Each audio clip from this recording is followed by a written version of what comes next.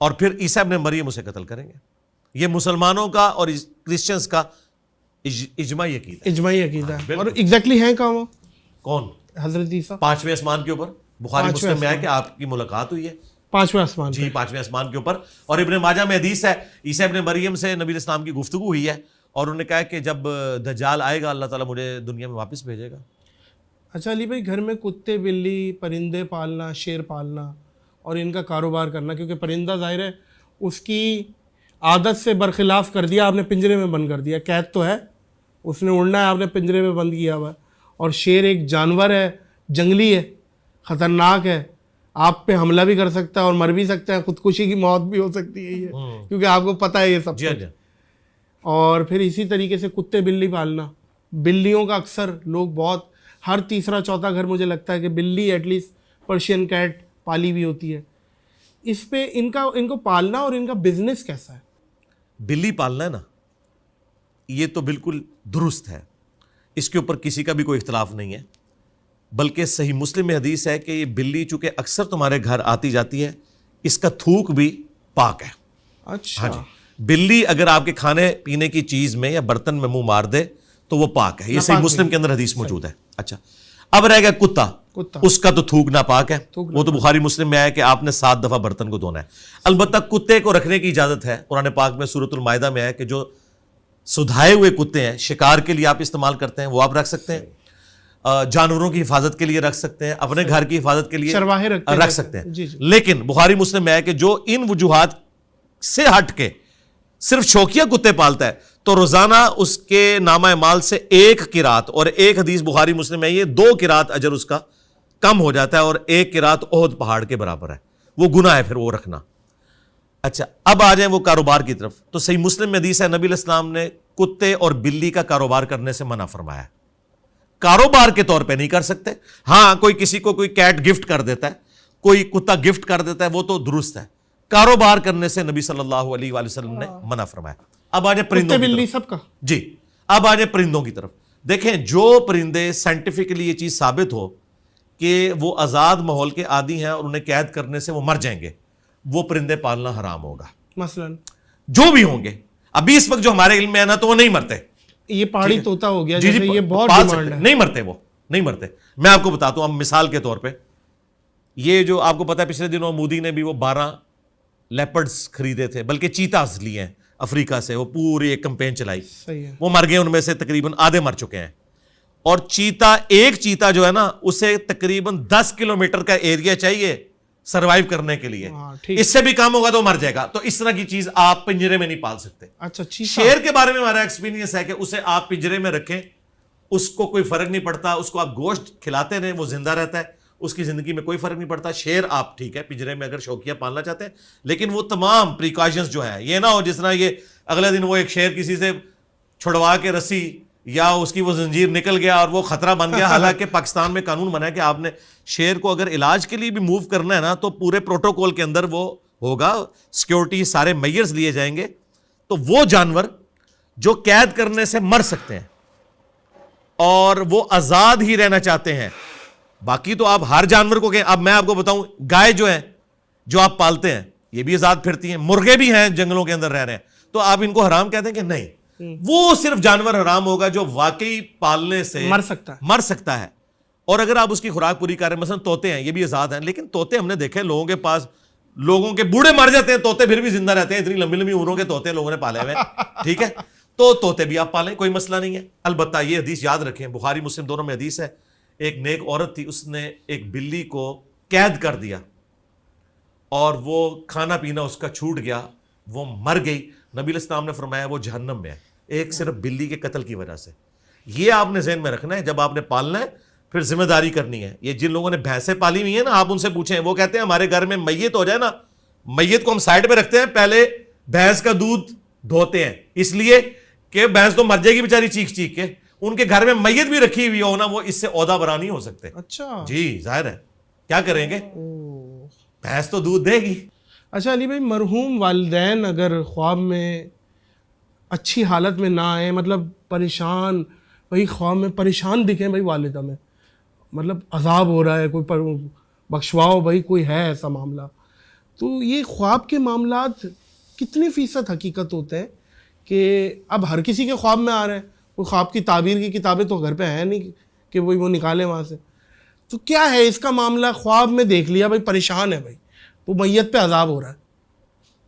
May be may not be, اس کی وجہ یہ ہے کہ بخاری مسلم میں حدیث ہے کہ خواب 3 قسم کے ہیں, اللہ کی طرف سے, شیطان کی طرف سے اور نفس کی طرف سے بھی ہو سکتا ہے کہ آپ نے کوئی چیز سوچی اور وہ آپ کو نظر آ گئی. لیکن بخاری مسلم میں حدیث ہے جب برا خواب دیکھو نا تو بائیں طرف 3 دفعہ تھوک دو, یعنی فزیکلی نہیں تھوکنا, صرف اپنے منہ کے ذریعے. برا خواب دیکھو تو برا خواب دیکھو. اچھا اب یہ جو اس قسم کے اعوذ باللہ من الشیطان الرجیم پڑھ لیں. اچھا اب اس قسم کے جو خواب ہے نا, ان میں اسٹریٹ اوے اگر اس طرح کا خواب کوئی دیکھتا ہے, سب سے پہلے اپنے ماں باپ کے لیے مغفرت کی دعا کرے, صحیح, اس کے بعد ان کی طرف سے صدقہ اور خیرات کرے. صحیح, یہ بہت ضروری ہے, یہ حق ہے ماں باپ کیا تمام مسلمانوں کا. ربنا اغفر لنا ولاخواننا الذین سبقونا بالایمان, اہل ایمان کی نشانی ہے کہ ان سے پہلے جتنے بھی ایمان والے گزرے ہیں ان کے لیے دعائے مغفرت کرتے ہیں. اور ماں باپ کا تو حق قرآن میں ہے, رب ارحمہما کما ربیانی صغیرا, اے میرے رب ان دونوں پر رحم فرما جس طرح انہوں نے مجھے بچپن میں پالا تھا. آپ صدقہ اور خیرات کریں. سنن ابن ماجہ میں حدیث ہے ایک شخص کا مرنے کے بعد جنت میں ایک درجہ بلند ہوتا ہے, پوچھتا ہے یا اللہ یہ تو میرا عمل نہیں تھا, اللہ تعالیٰ فرماتا ہے تیرے بیٹے نے دنیا میں تیرے لیے استغفار کیا ہے, اس کی برکت سے میں نے یہ تیرا مرتبہ بلند کیا. یہ بالکل صحیح سند کے ساتھ حدیث موجود ہے. اور نبی الاسلام کے مبارک زمانے میں سعد ابن عبادہ جو خزرج کے سردار تھے, وہ کہتے ہیں کہ میں سفر پہ تھا, پیچھے سے میری والدہ فوت ہو گئی یا رسول اللہ, مجھے بڑا قلق ہے, میں جنازے میں بھی شامل نہیں ہو سکا, میں چاہتا ہوں ان کی طرف سے کوئی ایسا کام کروں کہ انہیں ثواب ملے, تو کیا میں ان کی طرف سے کنواں کھدواؤں تو انہیں ثواب پہنچے گا؟ نبی الاسلام نے فرمایا ہاں پہنچے گا. اور سن نسائی میں بخاری میں الفاظ ہیں وہ سعد کا کنواں مشہور ہو گیا, سعد کا کنواں. جی جی جی. تو یہ آپ کام کریں, کسی غریب بچے کی کالج یونیورسٹی کا خرچہ اٹھا لیں, کسی غریب خاندان کا راشن والا معاملہ کوئی راشن والا کر لیں, اس طرح کے آپ معاملات کریں, صدقہ اور خیرات کریں. اور اگر والدین خواب میں نہ آئے تو یہ بھی پریشانی ہو جاتی ہے, خواب میں نہیں آئے. نہیں, یہ تو کوئی قرآن و حدیث میں نہیں ہے کہ ماں باپ نے ضرور آنا ہے, آپ نے بس دعا کرنی ہے. ان کی قبر پہ بھی جائیں. نبی الاسلام اپنی والدہ کی وفات کے 50 سال کے بعد قبر پہ گئے, وہاں روئے. ہاں آپ بھی گئے ہوئے ہیں ماشاء اللہ تعالیٰ, صحیح مسلم کے اندر یہ حدیث موجود ہے. ماں باپ کی قبر پہ جائیں, قبر پہ بھی جا کے دعا کریں, گھر میں بھی دعا کریں. اچھا یہ دعا صرف ماں باپ جو مرے ہوئے ہیں ان کے لیے نہیں کرنی, زندہ ماں باپ کے لیے بھی کرنی ہے. صحیح. لوگ کہتے ہیں مرنے کے بعد کریں گے, بھائی زندگی میں بھی ان کو ضرورت ہے. صحیح. اچھی اولاد تو صدقہ جاری ہے. جی جی. کیا علی بھائی میت کو پتہ چلتا ہے کہ اس سے قبر میں ملنے کون آیا؟ مطلب میت کو دفن ہوئے سالوں ہو گئے اور کوئی چچا آتے ہیں ان کی قبر پہ آئے, تو پتہ چلتا ہے میت کو کہ کون ہے؟ اس طرح کی کوئی بات نہیں ہے, ہمیں صرف یہ حکم دیا گیا کہ آپ نے قبرستان جا کے کہنا ہے. صحیح مسلم میں حدیث ہے السلام علیکم اہل الدیار من المؤمنین والمسلمین وَإِنَّا إِن شَاءَ اللَّهُ بِكُمْ لَلَاحِقُونَ نَسْأَلُ اللَّهَ لَنَا وَلَكُمُ الْعَافِيَةَ. یہ آپ نے دعا کرنی ہے. ہمارا سلام ان مردوں تک پہنچتا ہے, لیکن یہ کہنا کہ وہ سنتے ہیں اور وہ جواب دیتے ہیں, ڈائریکٹلی ہماری بات سنتے ہیں, نہیں کوئی بات ہاں اگر کوئی کہتا ہے سنتے ہیں تو بھائی اگر اس نے میری ڈائریکٹ سنی ہے نا, پھر میرا بھی حق ہے کہ اس کی بھی قبر سے باہر نکلے, تو وہ کبھی نہیں نکلی بھی کسی نے سنی, تو بھائی ہماری بھی ڈائریکٹ نہیں جاتی, اللہ تعالیٰ پہنچاتا ہے ان تک, بس یہ عقیدہ ہے. وہ بخاری مسلم میں حدیث ہے کہ جب تم پڑھو گے السلام علیکہ ایھا النبی ورحمۃ اللہ وبرکاتہ السلام علینا وعلی عباد اللہ الصالحین, تو زمین و آسمان میں ہر بندے تک تمہارا سلام اللہ تعالیٰ پہنچا دے گا. یہ اللہ تعالیٰ پہنچاتا ہے, یہ برزخی موڈ ہے, اس کا اس فزیکل ورلڈ سے کوئی تعلق نہیں ہے. اچھا اسی میں کتے یا بلی روتے ہیں تو ایک یہ بھی کلچر ہے کہ بھئی کوئی مرنے والا ہے, کوئی منوسیت ہونے والی ہے, گدھا بول رہا ہے, تو اس پہ کیا ہے, اس پہ کیا کرنا ہے شرعی معاملات میں؟ گدھے کے بارے میں تو الگ سے حدیث موجود ہے. ہاں جی وہ تو حدیث موجود ہے کہ آپ نے اعوذ باللہ من الشیطان الرجیم پڑھنا ہے, لا حول ولا قوت الا باللہ پڑھنا ہے. باقی یہ کہنا ہے کہ کوا گھر کی منڈیر پہ بیٹھے تو مہمان آئے گا, جوتی پہ جوتی چڑھ گئی تو آپ کا سفر لکھا ہوا ہے, اور کالی بلی نے راستہ کاٹ دیا تو یہ مشکلات ہے. یہ میرے بھائی یہ توہمات ہیں, ان کا دین سے کوئی لینا دینا نہیں ہے. یا تو کوئی چیز ہاتھ میں خارش ہو رہی ہے پیسہ آئے گا, جی, یا تو وہ چیز قرآن و سنت سے ثابت ہونی چاہیے یا سائنٹیفک فیکٹس کے ذریعے ثابت ہونی چاہیے. صحیح. کئی چیزیں سائنٹیفک فیکٹ سے بھی ثابت ہیں. مثال کے طور پر یہ بندر ہے, ان کی کمیونٹی میں ہلچل مچنی شروع ہو جاتی ہے جب زلزلہ آنے والا ہوتا ہے.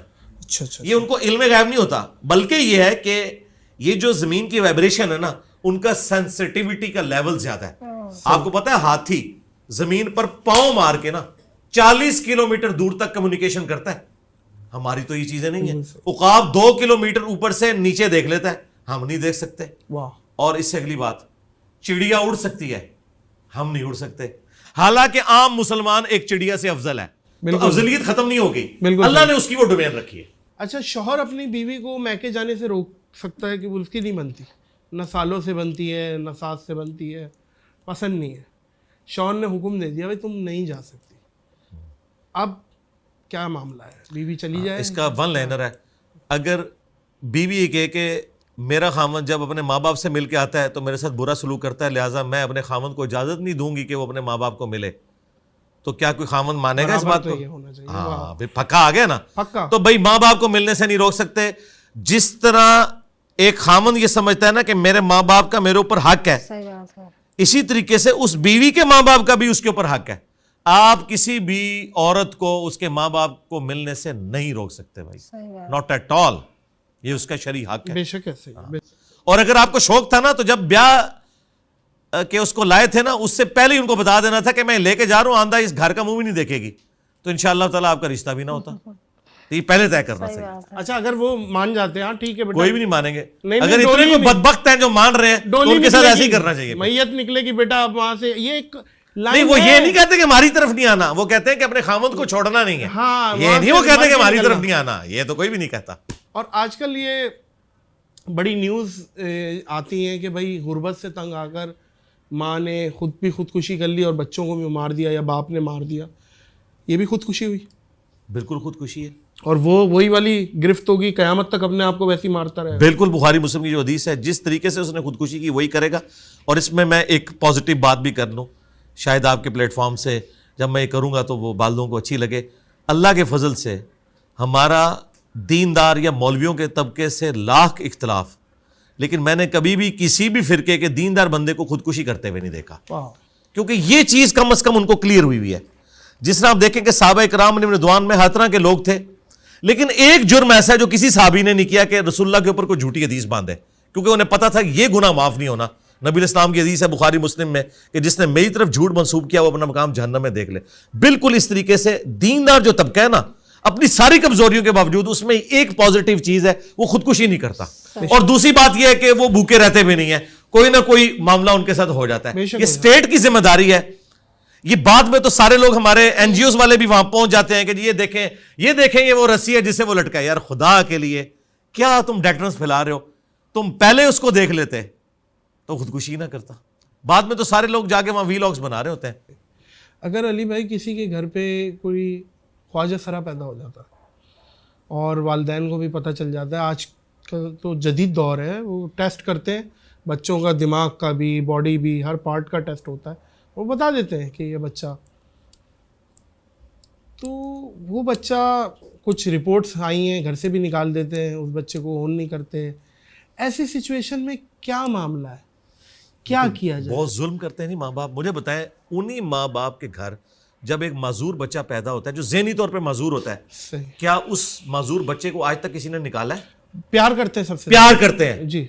اس سے تو یہ بہتر کنڈیشن میں ہے, یہ آپ کے سارے کام کر سکتا ہے, ٹھیک ہے, اس سے 1 کروڑ گنا یہ بہتر بچہ اللہ نے آپ کو دیا. آپ اللہ کا شکر ادا کریں کہ یہ آیا. وہ اگر بچہ آتا کہ جو 17-18 سال کا بھی ایک بوڑھی ماں کو اٹھا کے پیشاب کروانے کے لیے خود ٹوائلٹ لے کے جانا پڑتا, اس سے تو یہ بہت اچھی کنڈیشن میں. میں تو کہتا ہوں اگر کسی کے ساتھ ایسا معاملہ ہے تو وہ کبھی اس چیز کو کمپیئر کرے تو وہ اللہ کا شکر ادا کرے کہ اللہ تعالیٰ نے اس سے بڑی آزمائش سے اسے نکال لیا.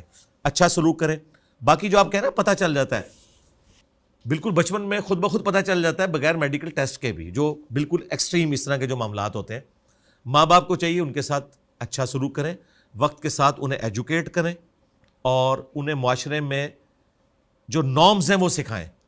اور یہ جو ہمارا سب کانٹیننٹ کا معاشرہ ہے نا, اس کے اندر تو اسکول کالج میں تو ان کو داخل کروانا ان کے اوپر ظلم ڈھانے کے مترادف ہے.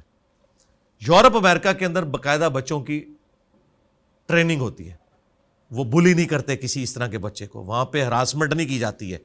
یہاں تو ہراسمنٹ کرنا شروع کر دیتے ہیں. ایجوکیشن کی ضرورت ہے. بہرحال ماں باپ کی ذمہ داری ہے کہ بجائے ان کو اس کمیونٹی کے حوالے کر کے کہ وہ برائی میں مبتلا ہو جائیں, خود ان کی ٹریننگ کریں اور اچھے طریقے سے اپنے معاملات کو لے کے چلیں. اور ان کی خدا کے لیے شادی نہ کرے.